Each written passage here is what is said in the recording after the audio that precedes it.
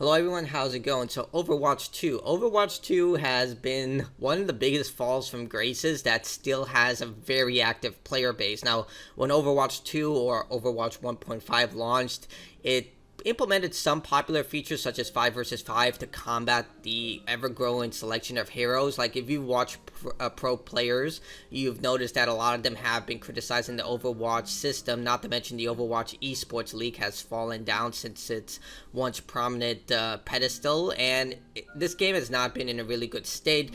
It's even one of the worst rated games on Steam, taking 7th place. But despite this, it still has a very active player base, about 46,000 players with 75,000 peak, and it still holds a steady degree of players. And this is just Steam, but we can only imagine the other platforms are probably the same amount, so let's be generous and say this is over 100,000 players, especially on Battle.net, who are playing this game still actively in total every day. So still a very big money puller for Activision Blizzard, which is now owned by Microsoft. But this game has not exactly been in a good state because even the developers have decided to probably bring back 6 versus 6.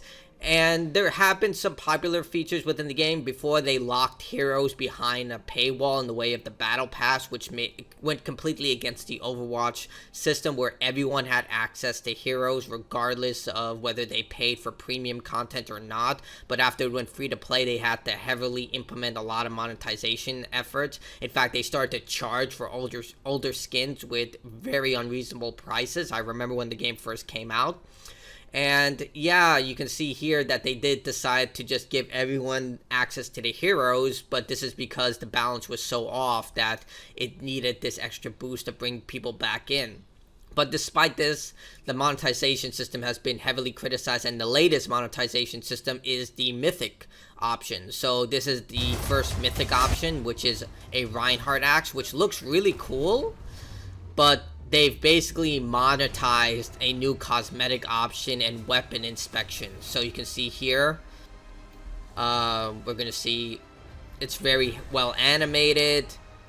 You can have a weapon inspection and all this stuff. And you can see here people are not happy.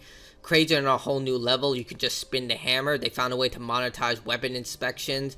Yeah, they're trying to find a way where they can charge you just to reload your gun or use a skill. It's a penny each time you reload your gun or inspect your weapon or stuff like this. And this shouldn't come to a surprise for anyone because, let's face it, this is just something that companies are going to do, especially with free-to-play games. I mean, they do it with premium titles, with experience boosters and exposing all the best items on the map, such as what they do with Assassin's Creed.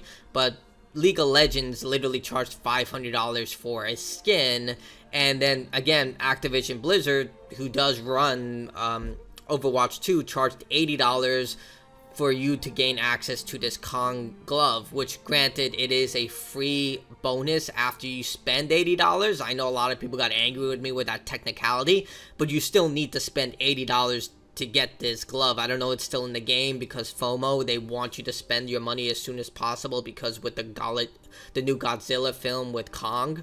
But yeah, this shouldn't come to a surprise for anyone. Like if they could do, they probably are going to do this in Call of Duty where they're going to just sell you one skin for $80.